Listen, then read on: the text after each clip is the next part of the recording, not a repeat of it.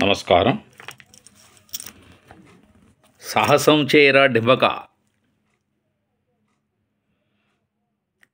ఈ డైలాగ్తో పాపులర్ అయిన మహానటుడు.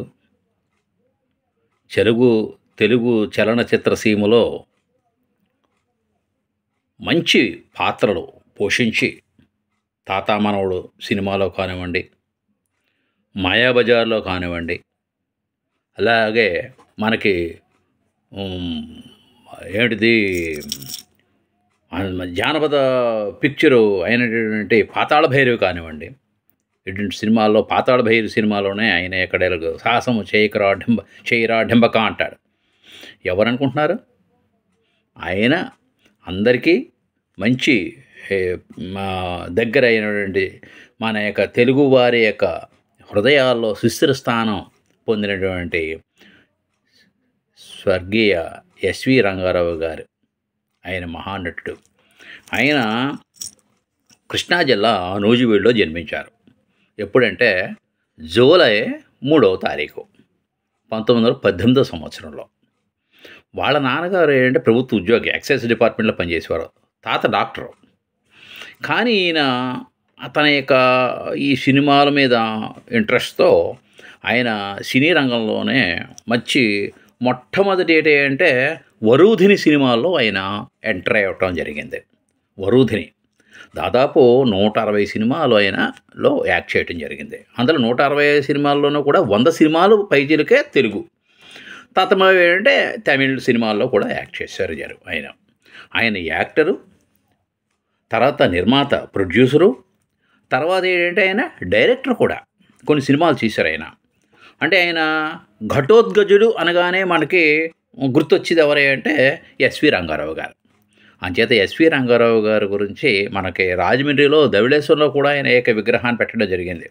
ఘటోత్కచుడు అంటే మనం చూడలేదు, కానీ ఆయన యొక్క విగ్రహం చూసినట్లయితే మనకి ఎస్వి రంగారావు గారు అనే మనకి స్ఫురణకు వస్తారన్నమాట. ఘటోత్కచుడు ఆ విగ్రహం చూడగానే. అలాగే ఏంటంటే మనం ఈయన కథా రచయిత, కవి కూడా. ఆయన చిన్ని కథలు కూడా రాసేవారట.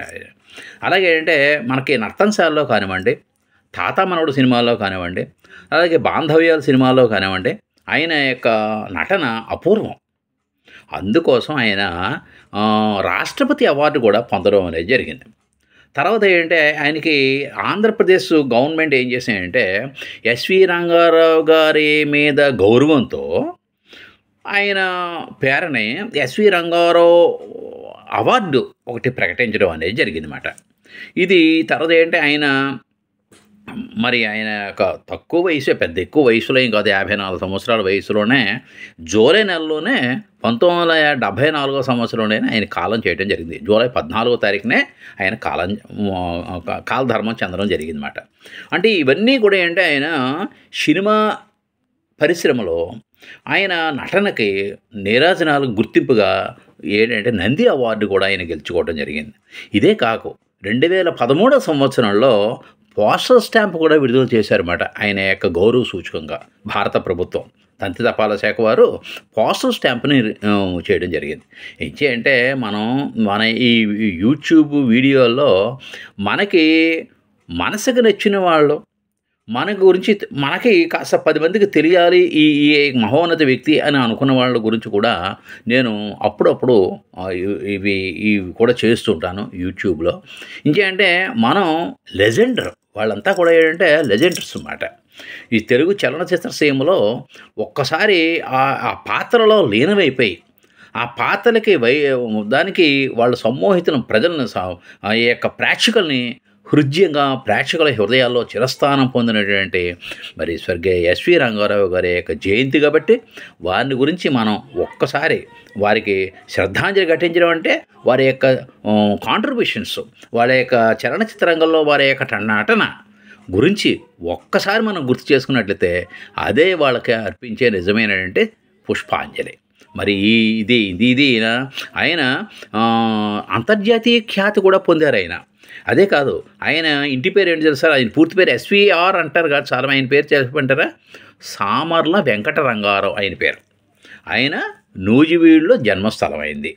అలాగేంటంటే ఈయన మెయిన్ ఏంటంటే పల్లెటూరు పిల్ల కానివ్వండి, షావుకారు కానివ్వండి, లేకపోతే పాతాళ భైరవి కానివ్వండి, బాంధవ్యాలు కానివ్వండి, నర్తనశాల కానివ్వండి, చాలా నిజంగా ఆ పాత్రలో ఆయన జీవించడం అనేది జరిగిందన్నమాట. అందుకోసం ఏంటంటే వారిని ఒక్కసారి వారి యొక్క సేవలు మనం గుర్తించి ఆయన గౌరవ సూచకంగా ఒక్కసారి ఆయన యొక్క సేవల్ని, ఆయన యొక్క నటనని, వైశిష్ట్యాన్ని మనం ఒకసారి గుర్తు చేసుకుందాం. ఇదే వారికి ఘనమైన నివాళి. నమస్కారం. మీ డాక్టర్ చాగంటి నరసింహారావు, రాజమండ్రి. ప్రస్తుతం డెలావర్లో ఉన్నా. ఈ స్టేట్ డెలావర్, మా చిన్నమ్మాయి ఇంటి దగ్గర ఉన్నాను. అయినా సరే మన యొక్క నిరాటంగా సాగే ఈ యొక్క యజ్ఞంలో ఈ యొక్క విద్యా సంబంధించినటువంటి అనేకమైన అంశాలను స్పృశిస్తూ నా యూట్యూబ్ని, నా యొక్క ఛానల్ని గౌరవిస్తూ ప్రోత్సహిస్తున్న అందరికీ, మీరందరికీ కూడా మరొక్కసారి నమస్కారాలు, అభినందనలు తెలుపుకుంటూ నేను సెలవు తీసుకుంటున్నాను. మీ డాక్టర్ చాగంటి నరసింహారావు. నమస్కారం.